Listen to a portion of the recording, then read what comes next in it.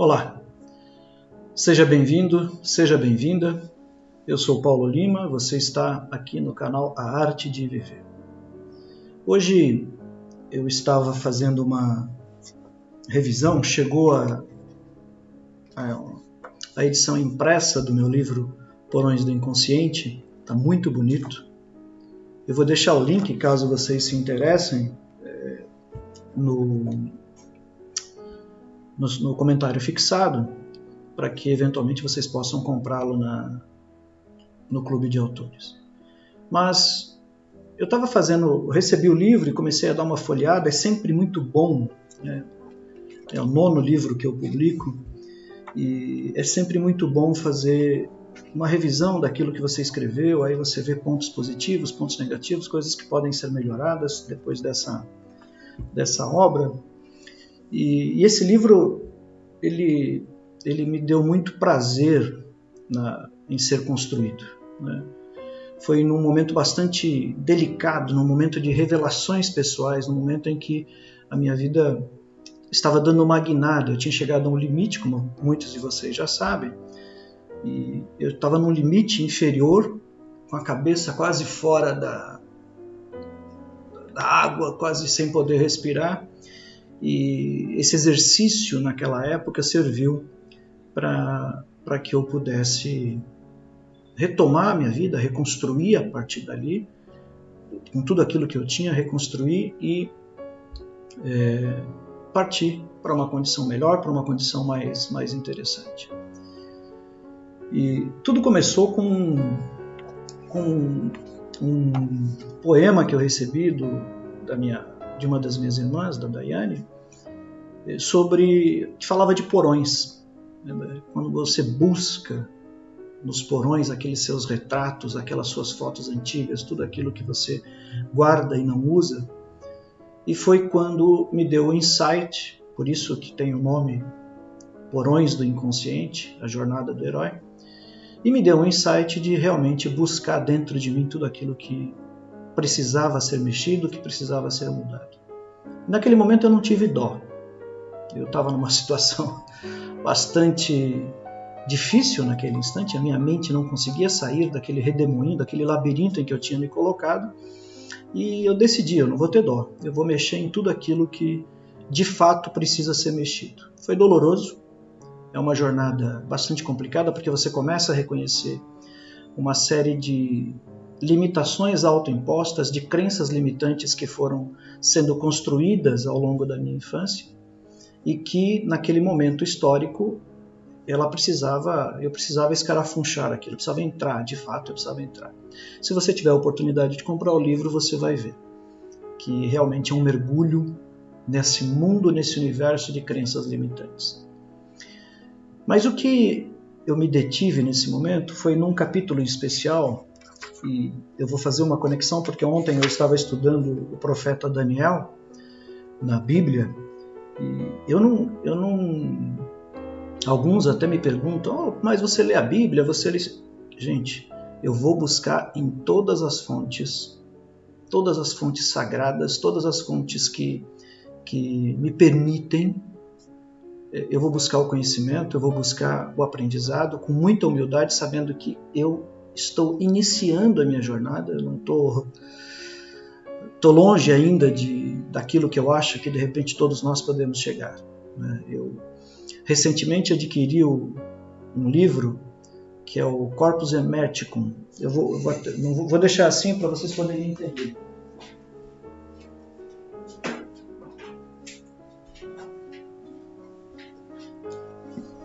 Esse livro aqui, ele fala sobre a obra de Hermes Trismegisto, o 3 vezes nascido. Quando você acha, né, eu achava em algum momento que, eu conheci bastante, eu comecei a ler esse livro e falei, uau, eu de fato não conheço absolutamente nada, então preciso botar o chapéu da humildade aqui e ir atrás. Mas entenda uma coisa, se for possível que eu possa explicar. Entenda uma coisa. O limite que nós nos colocamos é o limite que nós nos colocamos. Parece uma besteira isso? Se você coloca um limite na sua vida, um teto na sua vida, você vai atingir aquele teto e vai voltar.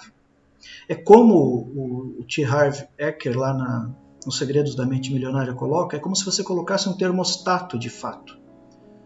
E quando do ar-condicionado, um termostato, quando ele chega, você programa ele para 19 graus, quando ele chega a 19 graus, ele se autodesliga e para.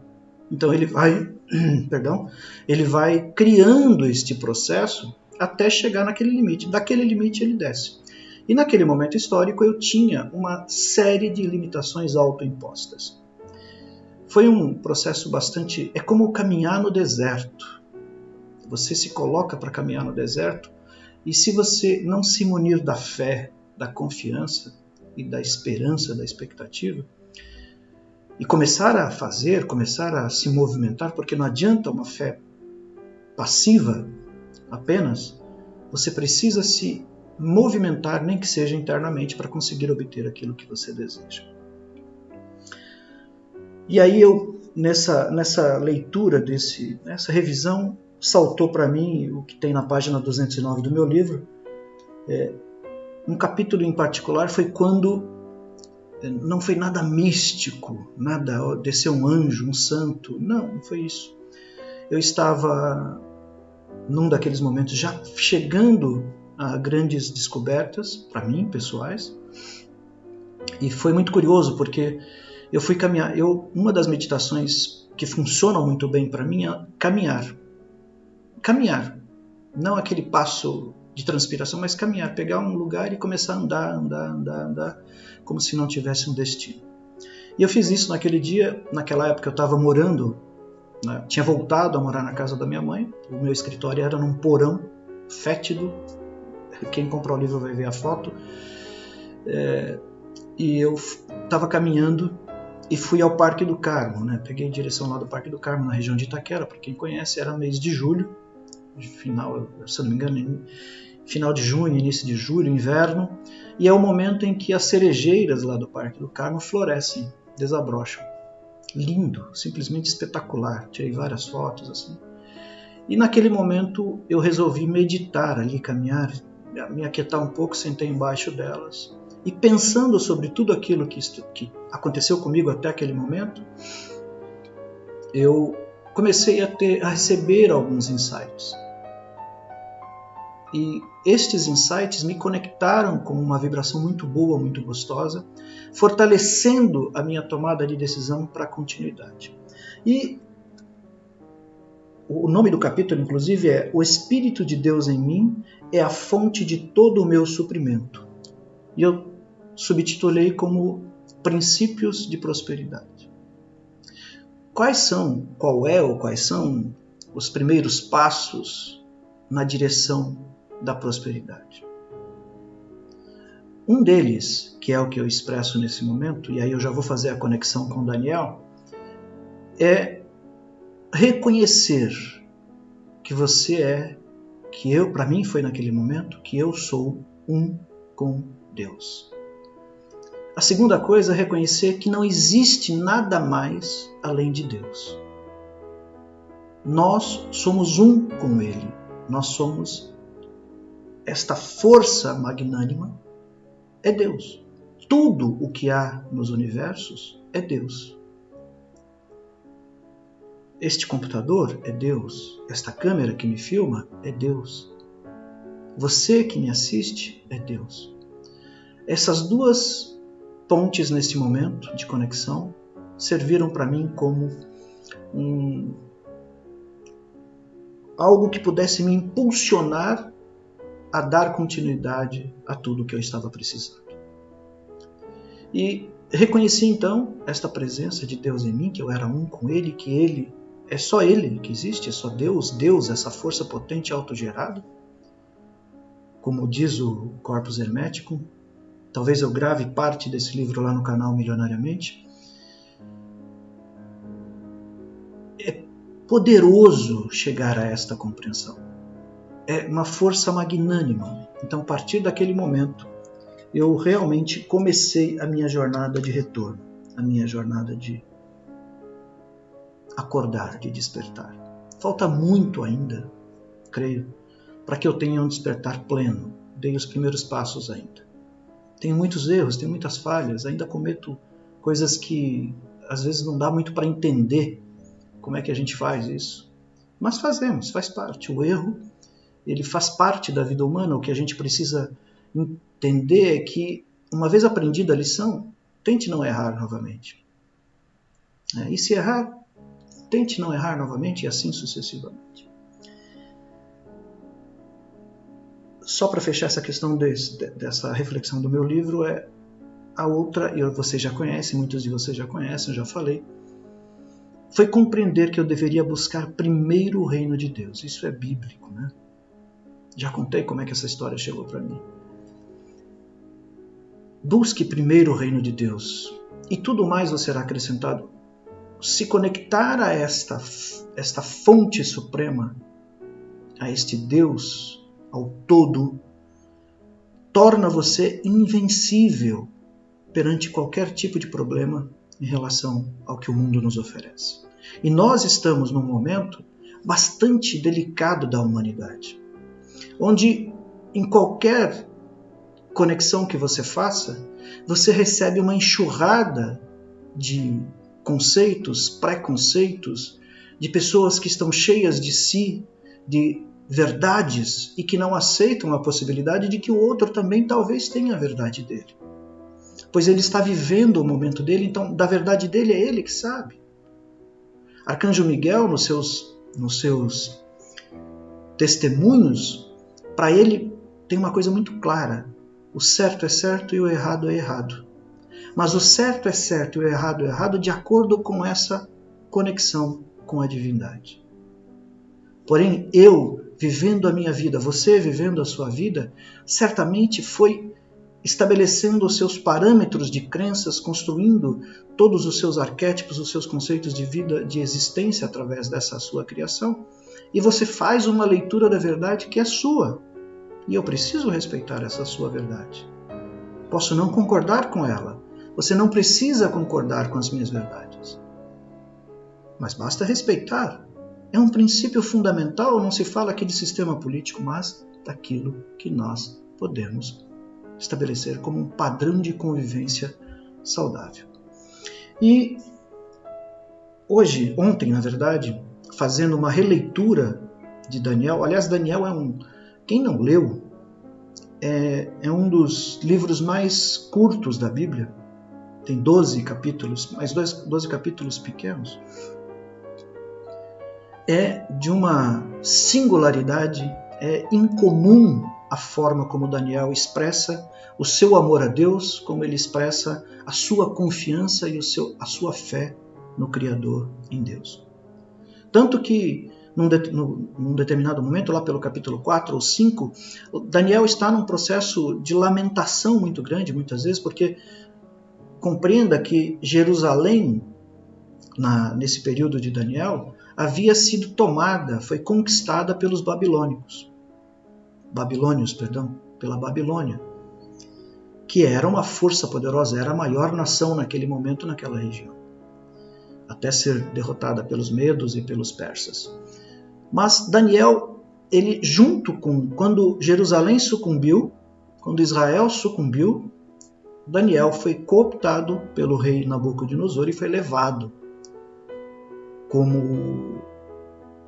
um professor. Ele ia aprender tudo aquilo que a Babilônia tinha a oferecer e depois serviria como um dos sábios do rei Nabucodonosor, porque Israel viveu sob o jugo da Babilônia durante muitos anos. E foi curioso fazer esta releitura, porque você começa a identificar em Daniel uma fé incontestável, uma singularidade no seu comportamento perante toda a corte. Daniel era filho da nobreza de Israel, e da mesma maneira ele se comportava. Ele não abriu mão dos seus princípios, não comeu da mesma comida que os babilônios, se manteve em jejum em várias oportunidades para poder se conectar com as verdades de Deus. Daniel é um dos 4 grandes profetas, né? Daquele grupo de 4 grandes profetas, ele é um desses poderosamente abençoado pelo Criador, por Deus naquele momento. E Daniel chega num determinado momento em que Israel está sofrendo por suas falhas, ou como ele diz, por seus pecados. Porque Israel não confiou no Deus. Não confiou no Deus único que eles professavam. E então, na forma como a Bíblia coloca, Deus lançou sua ira sobre Israel e permitiu que Israel fosse conquistado. Mas, para esse momento, para esse conceito, trazendo Daniel para essa atualidade, quem é Jerusalém, quem é Israel? É exatamente o mundo em que vivemos. As pragas às quais Daniel se refere estão aí.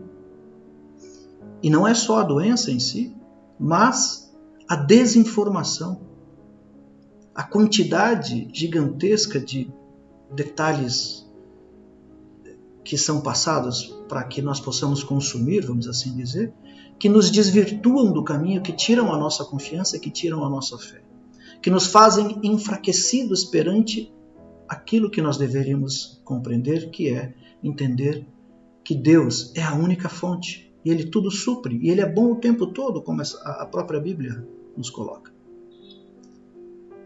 Daniel, ele sai do propósito individual para tentar compreender o propósito divino. E ele entra num momento em que o caos está estabelecido em Israel, um momento de confusão. Que momento que nós vivemos? O que acontece hoje? O caos está estabelecido. A confusão está estabelecida. E quando Daniel nos dá o exemplo de tratamento da alimentação, que ele faz o jejum, o que nós temos, com o que nós temos nos alimentado, e eu não estou dizendo de alimento que vai à nossa boca, mas alimento que vai à nossa mente e ao nosso coração.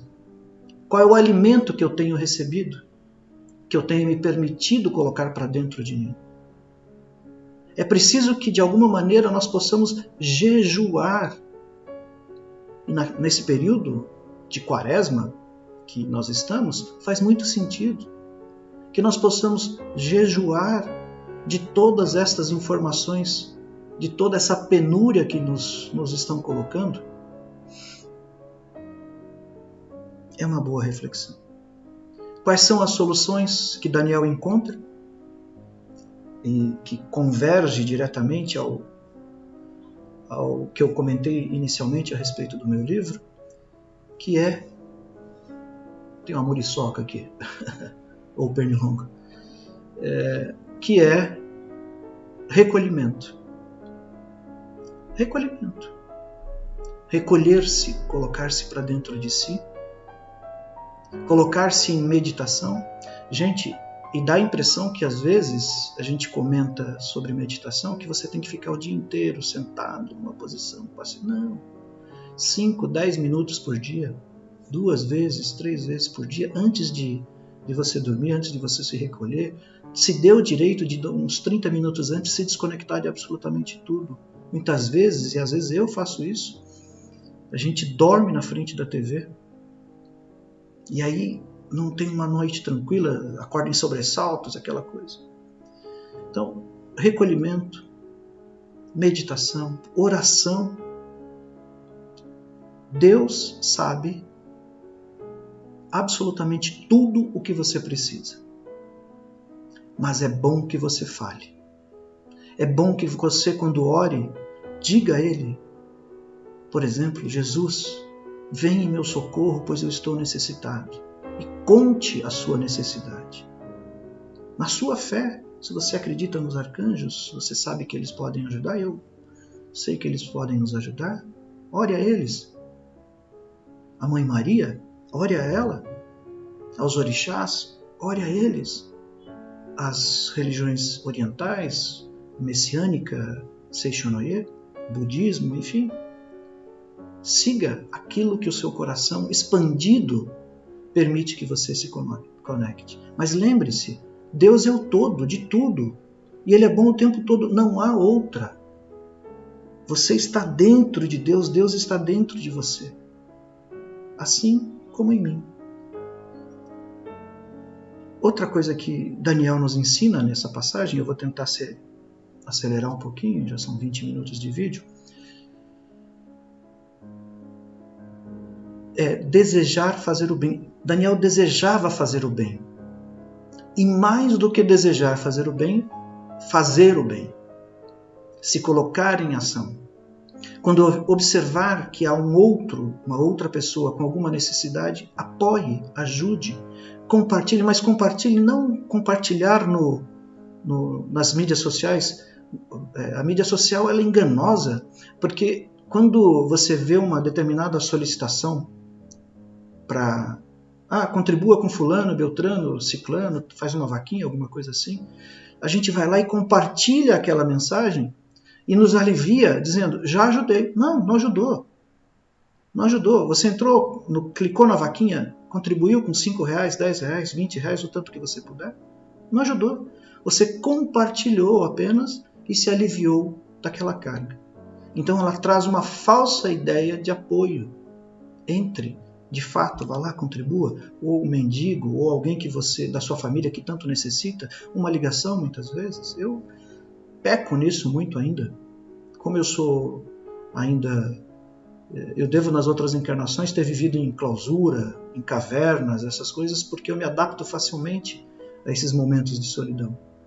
Mas o quanto que a gente precisa de fato contribuir com o outro, compartilhar verdadeiro, né? Dar alimentos, enfim, contribuir de uma maneira mais ampla.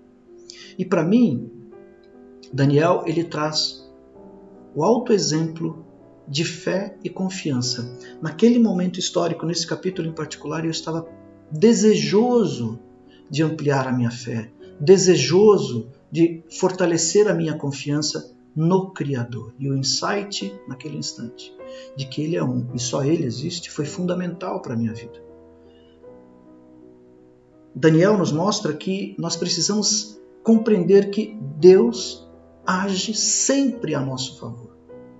Sempre. E que Ele sabe que nós podemos, após essa conexão com o divino, ser melhor, fazer melhor, acontecer melhor. E ao estabelecer essa referência produtiva, positiva na relação com Deus, você começa a compreender que é possível que você estabeleça um propósito para a sua vida. Lá atrás, nesse livro eu falo sobre isso, eu estabeleci alguns propósitos. Um deles era divulgar o máximo que eu pudesse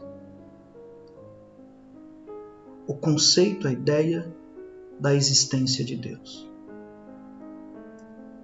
Transmitir a confiança para aqueles que ainda andam inseguros, perdidos na sua própria fé, de que Deus é um com todos nós. Não é que Ele existe.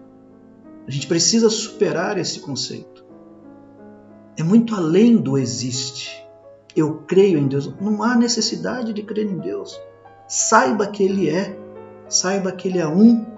Ele é o todo de tudo o tempo todo. E no momento em que você sabe, você passa a vivenciar a presença de Deus em sua vida. E como é fundamental vivenciar a presença de Deus na vida da gente. Como é essencial, como é verdadeiro. Acredite, não nesse modelo que nós temos, mas faça com que o seu espírito extrapole ou acredite. E faça com que o seu espírito saiba que Deus é um, que Deus é um com todos. E por último, conectando esse trabalho de Daniel com esse texto do meu livro, é deixar claro que no propósito da sua vida você pode se conectar com o propósito de Deus. O propósito de Deus ao criar a humanidade.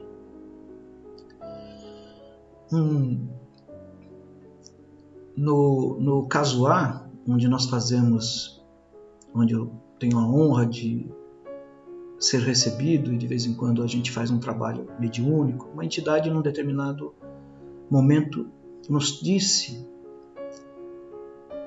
o seu Malaquias, nos disse que como que podemos identificar o que é gota, né? Você pega uma gota e pinga ela no oceano. Até o momento que essa gota se conecte com o oceano, ela é gota. E depois, o que ela será? Ela será o oceano, naturalmente, mas não deixa de ser gota, não perde a sua individualidade. E aí está a magia, está o mistério desse Deus generoso criador, dessa deusa generosa criatura que habita, que é tudo isso que nós vivemos. O que é gota, o que é oceano. Não percamos a nossa identidade. Nós não perdemos, melhor dizendo, a nossa identidade quando reconhecemos no Criador a totalidade. E aí chegamos ao propósito de Deus. Conjugue o seu propósito existencial com o propósito divino. O propósito divino da criação de te fazer melhor, de fazer com que você ascensione, de fazer com que você cresça. Fique com essas reflexões. E lembre-se, a autoconfiança é o início da confiança. Confiar em si é o início da confiança no Criador. Se você é filho da fonte, por quê? Ainda está emanando a tristeza, a dor, a pobreza. Se nós somos filhos criados por este Deus, por que estamos ainda emanando tudo aquilo que não é conectado a Ele? Deus é abundância, Deus é saúde, Deus é força, Deus é fé, Deus é luz, Deus é amor, Deus é prosperidade, Deus é relacionamentos nutritivos. Se conecte a isso. Se você puder, fique até o final. Existe no capítulo 9 de Daniel uma oração que ele faz, naturalmente com todos os dizeres da tradição hebraica, do Pentateuco, com todos os dizeres, mas é uma oração poderosa, forte. Assim que terminar esta parte aqui, permaneça, que faremos aqui a oração de Daniel. Eu espero que tenha contribuído de alguma maneira. Deixe seus comentários e que nós possamos de fato compreender que a saída para o caos, para a confusão, para todo esse contexto que nós estamos vivenciando, é a compreensão de que nós somos de fato um com essa fonte suprema. Só mais um item. Daniel é um dos profetas, dos únicos profetas, que nominalmente fala do arcanjo Miguel. Chama, inclusive, Daniel o denomina de o grande príncipe, ou o príncipe. Em uma conversa, em uma visão que ele teve do arcanjo Gabriel, ele denomina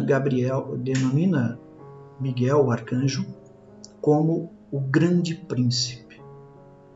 Inclusive a literatura, em algum momento, meio que mistura, quando você faz as conexões com o Evangelho, com o Novo Testamento, uma mistura de que, assim como dizem os adventistas, que Miguel, na verdade, é Jesus Cristo.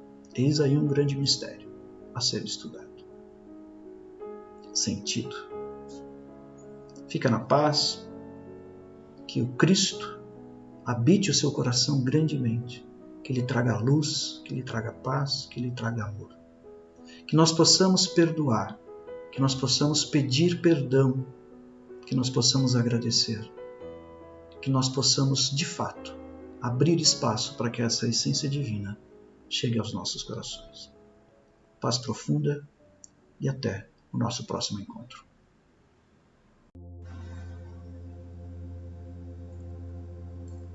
Oração profética e milagrosa de Daniel. Você encontra esta oração no capítulo 9 desse profeta maravilhoso.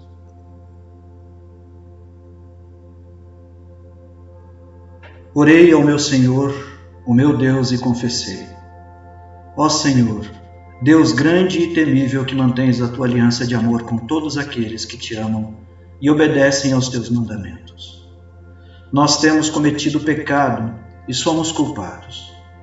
Temos sido ímpios e rebeldes e nos afastamos dos teus mandamentos e das tuas leis. Não demos ouvido aos teus servos, os profetas, que falaram em teu nome aos nossos reis, aos nossos líderes e aos nossos antepassados e a todo o teu povo. Senhor, tu és justo e hoje estamos envergonhados.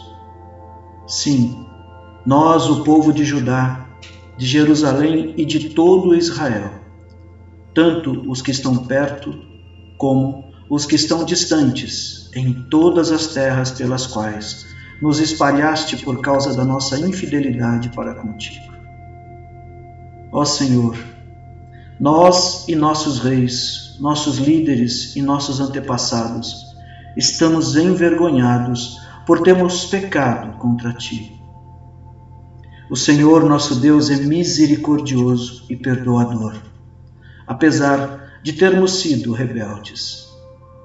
Não te demos ouvidos, Senhor nosso Deus, nem obedecemos às leis que nos deste por meio dos teus servos, os profetas. Todo o Israel transgrediu a tua lei e se desviou, recusando-se a te ouvir. Por isso, as maldições e as pragas escritas na lei de Moisés, servo de Deus, têm sido derramadas sobre nós porque pecamos contra ti. Cumpriste a palavra proferida contra nós e contra os nossos governantes, trazendo-nos grande desgraça. Debaixo de todo o céu jamais se fez algo como o que foi feito a Jerusalém. Conforme está escrito na lei de Moisés, toda essa desgraça nos atingiu e ainda assim não temos buscado o favor do Senhor, o nosso Deus, afastando-nos de nossas maldades e obedecendo à tua verdade.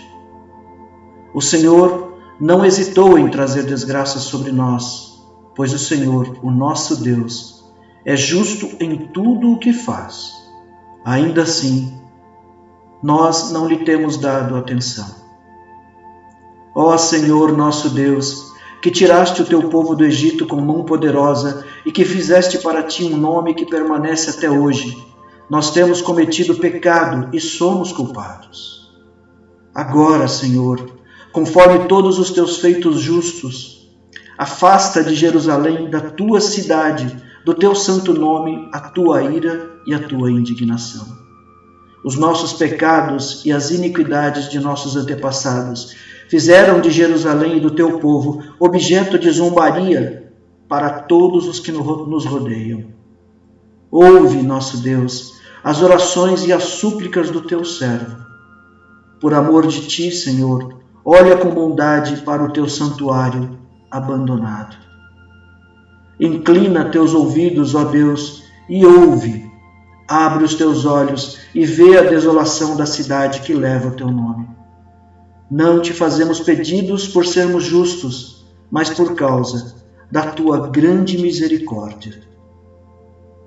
Senhor, ouve, Senhor. Senhor, perdoa, Senhor. Senhor, vê e age. Por amor de ti, meu Deus, não te demores, pois a tua cidade e o teu povo levam o teu nome. Honraremos o teu nome todos os dias em nossa existência. Está feito. Assim é, assim é, assim é.